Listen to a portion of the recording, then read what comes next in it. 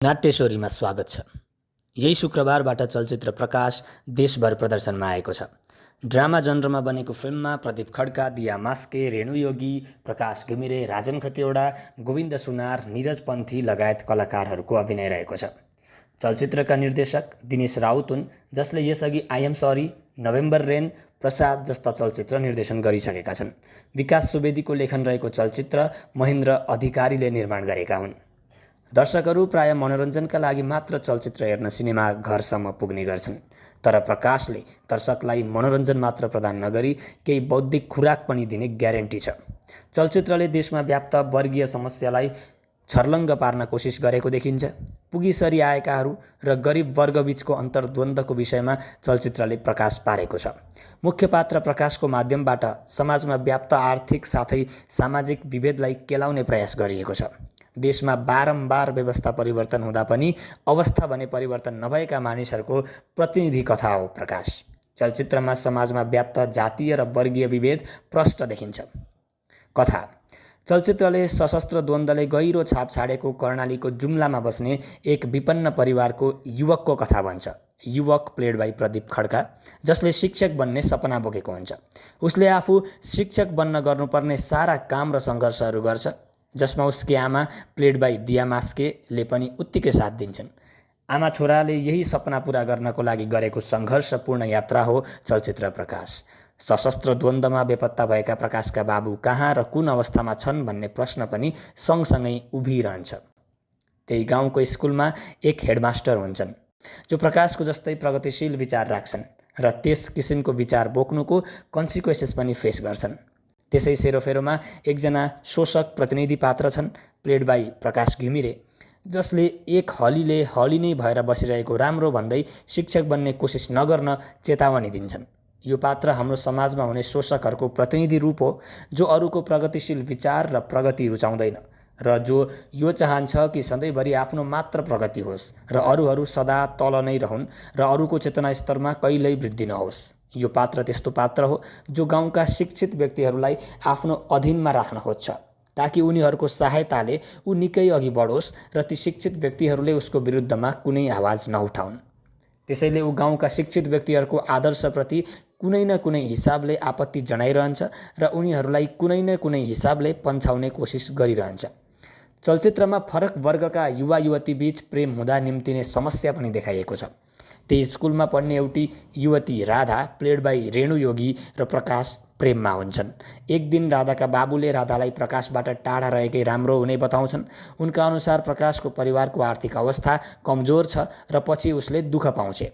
तर राधाकी आमा भने राधाको समर्थनमा उत्रिँदै प्रकाशले शिक्षकको जागिर खाएमा छोरीले सुख पाउने बताउँछन्। यहाँनिर ध्यान दिनुपर्ने कुरा के छ भने प्रकाशको परिवार जातको आधारमा राधाको परिवारभन्दा उपल्लो स्तरमा छ। जातको हिसाबले उपल्लो स्तरको एउटा परिवारमा आफ्नी छोरीको बिहे नहोस् भन्ने चाहना राख्ने बाबुको मानसिकताबाट यो स्पष्ट गर्न खोजिएको छ कि यो युगमा जातीय हिसाबले भन्दा पनि आर्थिक अवस्थाको हिसाबले ठुलो र सानो भन्ने सोसियल स्ट्याटस निर्धारण गरिन्छ। यो पक्षबाट हेर्दा राधाको बाबु प्रकाशको परिवारभन्दा आफ्नो परिवार उपल्लो वर्गको हो भन्ने मान्यता राख्दछन्। तर यसको विपरीत प्रकाशकी आमाले प्रकाशलाई राधाको छेउबाट आएपछि सुनपानी छर्केको दृश्यले यो जनाउँछ कि प्रकाशकी आमा भने सोसियल स्ट्याटसलाई आर्थिक अवस्थाको दृष्टिकोणले नहेरेर जातीय दृष्टिले हेर्छन्। यसरी चलचित्रमा जातीय र आर्थिक वर्गीय विभेदबीच हुने अन्तर्द्वन्द्वलाई समेत देखाइएको छ। यस चलचित्रमा धेरै ठाउँमा बिम्बहरूको प्रचुर प्रयोग भएको छ। बिम्बकै कुरा गर्नुपर्दा चलचित्रमा एउटा यस्तो पात्र हुन्छ जो बैशाखी टेकेर हिँड्ने गर्छ। यो पात्रले जनयुद्ध सकिएको यतिका वर्षपछि पनि बैशाखी टेकेर हिँड्नुलाई गाउँमा आज पर्यन्त त्यो जनयुद्धको घाउ बल्झिरहेकै छ भनेर बिम्बात्मक रूपमा देखाउन खोजिएको हो। बिम्बकै कुरा गर्नुपर्दा चलचित्रमा हामीलाई बारम्बार एउटा पुल देखाइन्छ, जुन पुलको चित्रणको सहायताले निर्देशक हामीलाई यो सन्देश दिन खोजिरहेका छन् कि मानिसहरूले आफ्नो जीवन सुगम बनाउन जीवनमा देखा पर्ने बाधारूपी यस्ता हजारौं दुर्गम पुलहरू चलचित्रको मुख्य पात्र प्रकाशले झैँ तर्नुपर्छ। पुल तर्नुपर्ने यस्तै कुरा स्कुल छाडेर तराई जान लागेको बखत हेडमास्टरले यही पुलमा उभिएर प्रकाशसँग गरेको पनि देखिन्छ। एक दृश्यमा राधा उभिएको बाटो र प्रकाश उभिएको ठाउँको बीचमा एउटा सानो ढुङ्गाको पर्खाल हुन्छ। यो पर्खाल देखाएर निर्देशकले हामीलाई धेरै कुरा भन्न खोजेका छन्, जुन पर्खालको मेन्सन राधाले त्यसै बेला प्रकाशसँग पनि गर्छिन्। उनीहरूबीच कुरा हुने क्रममा राधाले प्रकाशलाई उनीहरूको बीचमा धेरै ढुङ्गाहरूको पर्खाल रहेको र ती ढुङ्गाहरू हटाउन नसकिने कुरा गर्छिन्। त्यसपछि प्रकाशले त्यो पर्खालको एउटा ढुङ्गा उठाएर राधालाई दिन्छ। यो दृश्य यस चलचित्रमा देखिने बिम्बहरूमध्येको एक बेजोड बिम्ब हो। चलचित्रको अन्त्यतिर यस्तै एक शानदार बिम्ब खेलाइएको छ।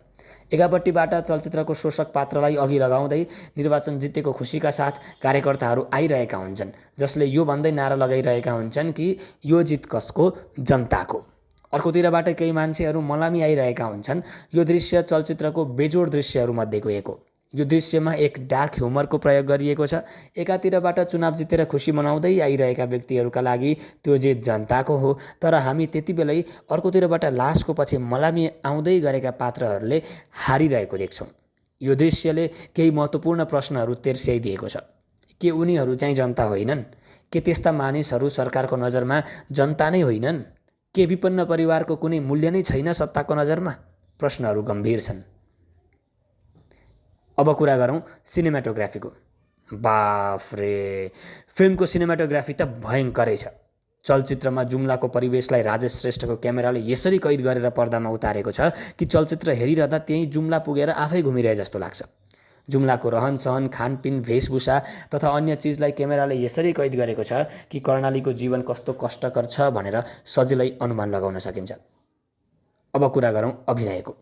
चलचित्रमा अभिनयको कुरा गर्नुपर्दा सबै कलाकारले आफूले निभाएको भूमिकालाई न्याय गरेका छन् भन्नुपर्छ। दिया मास्केले गरेको अभिनयको त तारिफ गरेर साध्य नै छैन, तर दिया मास्केले यति बेजोड अभिनय गरेको देख्दैमा त्यति धेरै दङ्ग पर्नुपर्छ जस्तो लाग्दैन, किनकि उनी राम्रो अभिनय गर्ने कलाकार हुन् र उनले सधैँ बेजोड अभिनय नै गर्दै आएकी छिन्। यहाँनिर दङ्ग पर्नुपर्ने कुरा त छ प्रदीप खड्काको अभिनय। प्रदीप खड्कालाई दर्शकहरू चक्लेटी नायक भनेर चिन्दथे। उनलाई दर्शकहरू अनुहार भएको तर अभिनय उति नभएको कलाकार पनि भन्ने गर्थे। तर प्रदीप खड्काले यो चलचित्रमा आफ्नो अभिनय देखाएर ती सबै मान्छेहरूलाई गलत साबित गरिदिएका छन् र यसपटक आफ्नो चक्लेटीपनाले नभई आफ्नो अभिनयले दर्शकहरूको मन जितेका छन्।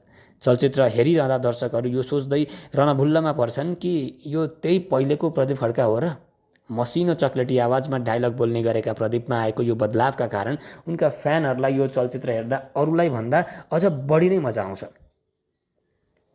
हरेक चलचित्रमा केही कमजोरी त हुन्छन् नै, त्यस्तै प्रकाशमा पनि केही कमी कमजोरी अवश्य छन्। बोल्ने लवज साथै रिदमको कमजोरी। केही कलाकारहरूले जुम्लाको स्थानीय लवजमा बोल्ने प्रयास गरे तापनि त्यसरी स्पष्ट बोल्न नसकेको महसुस हुन्छ। त्यसैले उनीहरूले भाषामा अझै धेरै काम गरेको भए हुन्थ्यो कि। अब चलचित्रको रिदमको कुरा गरौँ। यस चलचित्रको रिदममा पनि केही कमजोरी देखिएको छ। चलचित्रको पहिलो हाफ दोस्रो हाफको तुलनामा निकै स्लो छ। दृश्यहरू पहिलो हाफमा बिस्तारै अघि बढ्छन्।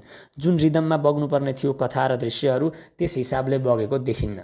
निर्देशक दिनेश राउतले केही दृश्यहरूबाट हटाउँदा खासै असर नपर्ने बिटहरू काटेर अझ छिटो रूपमा कहानी बढाउन सक्थे पहिलो हाफमा। त्यस्तो गरेको भए पहिलो हाफ पनि दोस्रो हाफ जतिकै राम्रो हुन्थ्यो कि।